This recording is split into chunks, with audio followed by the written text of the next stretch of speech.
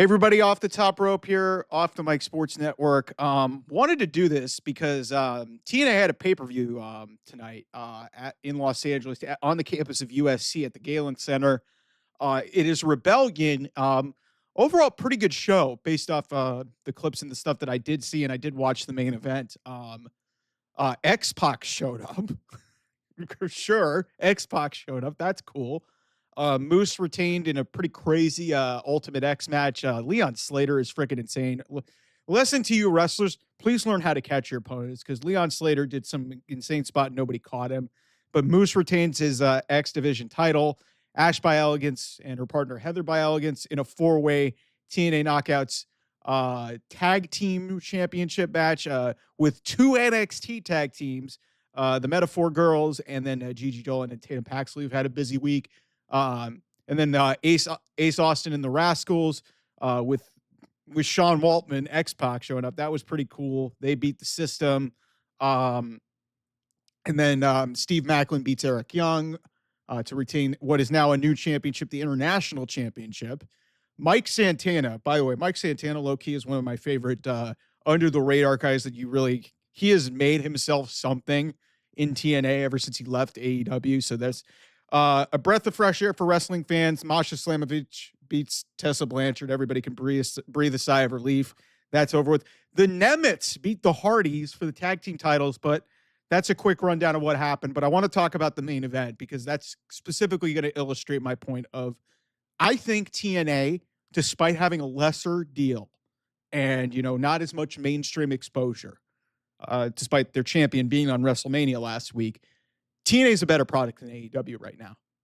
To me, they feel like the second best promotion because they've got interesting characters, they've got adequate wrestling, and, the fans are really starting to genuinely show an interest in it. And their champion is one of the most beloved, characters and beloved people in the industry, in Joe Hendry. And to my surprise, Joe Hendry retains the TNA World Championship against Frankie Kazarian and Ethan Page. I knew that Ethan Page was going to take the pin in this. That's why they made this. But I honestly thought, considering that Frankie Kazarian used his call your shot opportunity in this match, that he was going to potentially win the title and finally become a world champion. And I think Frankie Kazarian it's long been overdue, and he's been doing some of the best work of his career as a heel in TNA. But Joe Hendry retains, which is great, actually, because, on some level, the Kaz element would have been good because that would have fed into maybe an AJ Styles, TNA sort of comeback, but, maybe they're putting that on the back burner. But Joe Hendry has gotten a lot of eyes on this product, being in the Royal Rumble, being at WrestleMania, no matter what the fans or what AEW tribalists or these idiots on the internet saying that it was a bad thing for him to lose in 3 minutes to Randy Orton, who's one of the greatest of all time. There's no shame in doing that. He got some decent offense and he looked good. It was just kind of like an extended squash. It wasn't really a squash actually, but it's it felt in terms of length it was. But then after the match is really what I want to talk about. So Joe Hendry retains. He's celebrating before we go off the air, and he gets hit by a spinning roundhouse kick from one Trick Williams. Whoop that Trick. I got ahead of myself.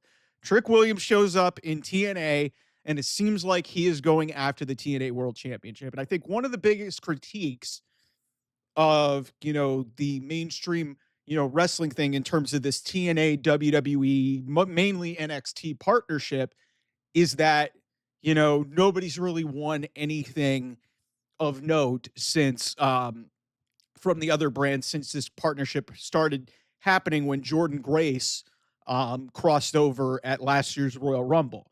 Now, this is honest to God the closest I think that I can remember to since Jordan challenged Roxanne Perez for the NXT title, the NXT women's title at Battleground almost a calendar year ago, that I honestly think that there's a realistic possibility that maybe somebody from the other brand could take a championship. I could totally see Trick Williams winning the TNA championship out of this.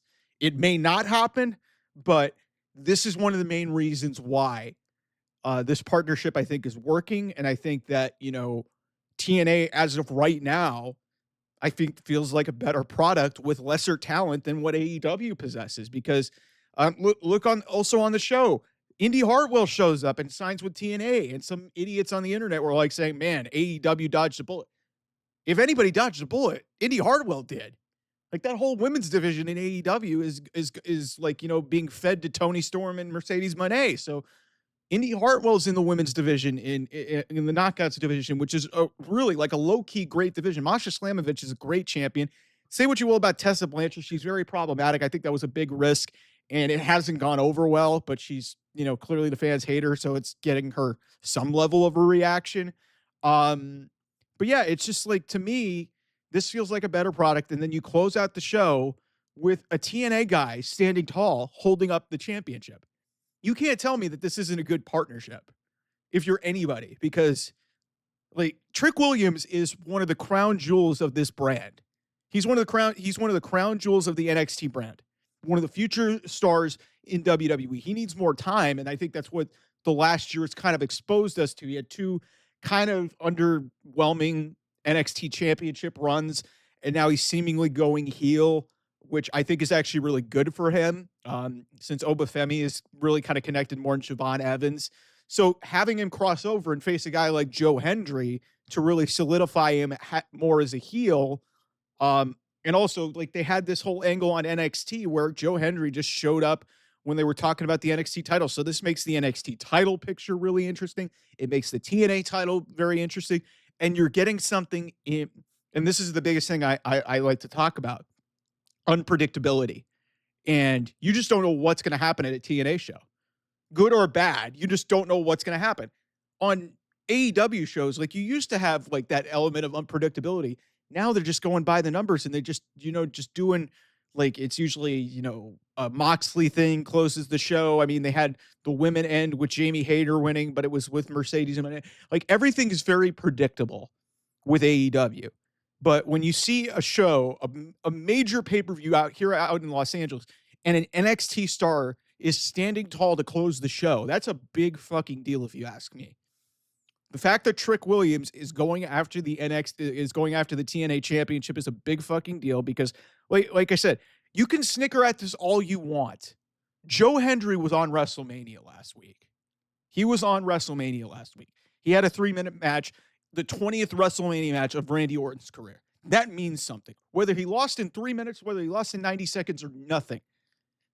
Joe Hendry is a big fucking deal, okay? He's one of the biggest stars in this business right now, and he's wrestling for TNA, and he's their champion. And now you've got Trick Williams, who has been a rising star, but some of the dust has come off of him a little bit, because in some ways I think he's kind of been exposed in terms of like being a main eventer, in terms of his wrestling ability. There's no question that Trick can talk. But yeah, that was definitely a shock that Joe Hendry retained, because I thought Kaz was going to get the championship. And then B, Trick Williams shows up after there was another NXT guy literally in the match, in Ethan Page. So this was a big deal.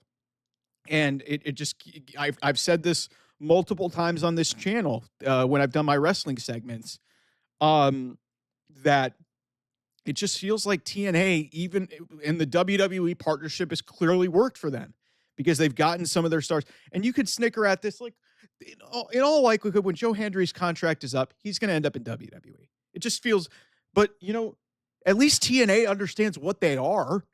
At least they understand what they are. They know they're not going to compete with WWE, so why not collaborate and be kind of a proving ground across the road? And you can like expose different talents on their brand. Like, they used it as the whole thing with the reunion of the Rascals and then the Wesley heel turn.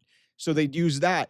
I mean, you've seen, Toxic Attraction and like, some of these other big name, these other groups on the women's side, the Meta Girls, who have been, I think, are due for a main roster call up. Gigi Dolan and Tatum Paxley. Like, I mean, Gigi Dolan, it was a good night for her. She gets to hang out with her fiance, Zachary Wentz. So like, that's great. But yeah, it's just like, this was a big deal. Especially coming off of last week when there was a lot of attention on Joe Hendry for not, ultimately, in some people's eyes, showing out very well, which, go back and watch the match. He got some good offense in on Randy Orton. He just got distracted, did his pose, did some theatrics, created a good internet meme, took an RKO, and boom, that's it. So, but now, hey, extending this forward, they follow up on an angle from NXT. It crosses over into a TNA pay per view, and now you got Trick Williams, who's probably the most realistic shot for anybody to walk into TNA and win the championship. And that creates a fascinating element of like, okay, remember what they did with AEW? Like Kenny Omega basically held that championship hostage for almost a whole year when he beat Rich Swann for it back during the pandemic, and then he lost it to Christian, and then Christian dropped it back to Josh Alexander, and ended up going back. This was back when they were known as Impact Wrestling, but overall, like I said, this is a big deal. I don't think this is anything to snicker at. I think this is certainly a big statement from TNA that like, hey, listen, they're entertaining, but also they understand. Hey, listen, we're trying to be a secondary alternative promotion, but we're also willing to work with other people.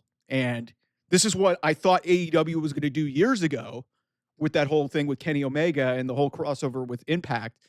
And it didn't amount to really anything. It really only benefited AEW. This partnership is clearly benefiting WWE and TNA.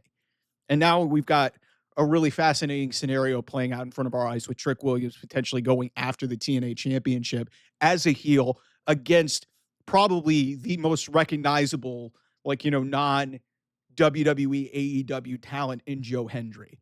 So it's going to be interesting. We'll see how it goes. Anyway, I will see you guys soon. Bye-bye.